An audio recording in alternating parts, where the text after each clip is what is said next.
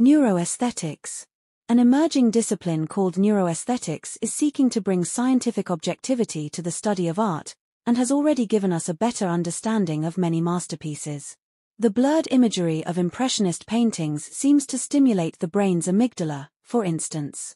Since the amygdala plays a crucial role in our feelings, that finding might explain why many people find these pieces so moving. Could the same approach also shed light on abstract 20th-century pieces, from Mondrian's geometrical blocks of color to Pollock's seemingly haphazard arrangements of splashed paint on canvas?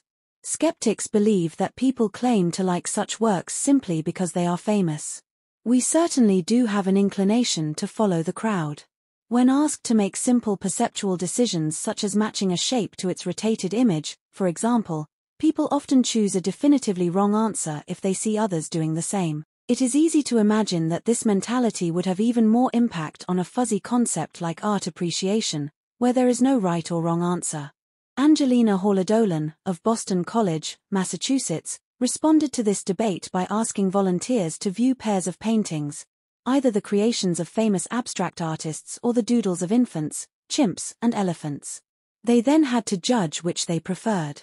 A third of the paintings were given no captions. While many were labeled incorrectly, volunteers might think they were viewing a chimp's messy brushstrokes when they were actually seeing an acclaimed masterpiece. In each set of trials, volunteers generally preferred the work of renowned artists, even when they believed it was by an animal or a child.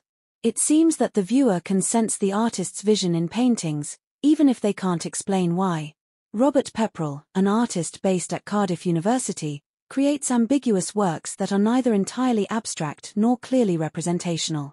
In one study, Pepperell and his collaborators asked volunteers to decide how powerful they considered an artwork to be, and whether they saw anything familiar in the piece. The longer they took to answer these questions, the more highly they rated the piece under scrutiny, and the greater their neural activity. It would seem that the brain sees these images as puzzles, and the harder it is to decipher the meaning, the more rewarding is the moment of recognition. And what about artists such as Mondrian, whose paintings consist exclusively of horizontal and vertical lines encasing blocks of color? Mondrian's works are deceptively simple, but eye-tracking studies confirm that they are meticulously composed, and that simply rotating a piece radically changes the way we view it. With the originals, volunteers' eyes tended to stay longer on certain places in the image, but with the altered versions they would flit across a piece more rapidly. As a result, the volunteers considered the altered versions less pleasurable when they later rated the work. In a similar study, Oshin Votanian of Toronto University asked volunteers to compare original paintings with ones which he had altered by moving objects around within the frame. He found that almost everyone preferred the original, whether it was a Van Gogh still life or an abstract by Miro.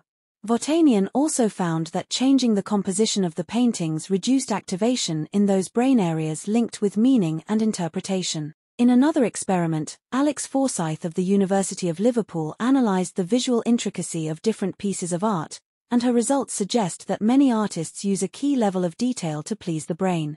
Too little and the work is boring, but too much results in a kind of perceptual overload, according to Forsyth.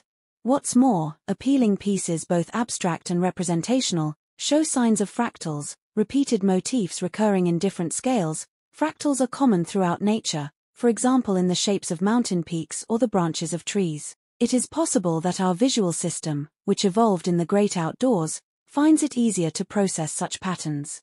It is also intriguing that the brain appears to process movement when we see a handwritten letter, as if we are replaying the writer's moment of creation. This has led some to wonder whether Pollock's works feel so dynamic because the brain reconstructs the energetic actions the artist used as he painted. This may be down to our brain's mirror neurons, which are known to mimic others' actions. The hypothesis will need to be thoroughly tested, however. It might even be the case that we could use neuroaesthetic studies to understand the longevity of some pieces of artwork. While the fashions of the time might shape what is currently popular, works that are best adapted to our visual system may be the most likely to linger once the trends of previous generations have been forgotten. It's still early days for the field of neuroaesthetics, and these studies are probably only a taste of what is to come. It would, however, be foolish to reduce art appreciation to a set of scientific laws. We shouldn't underestimate the importance of the style of a particular artist, their place in history and the artistic environment of their time.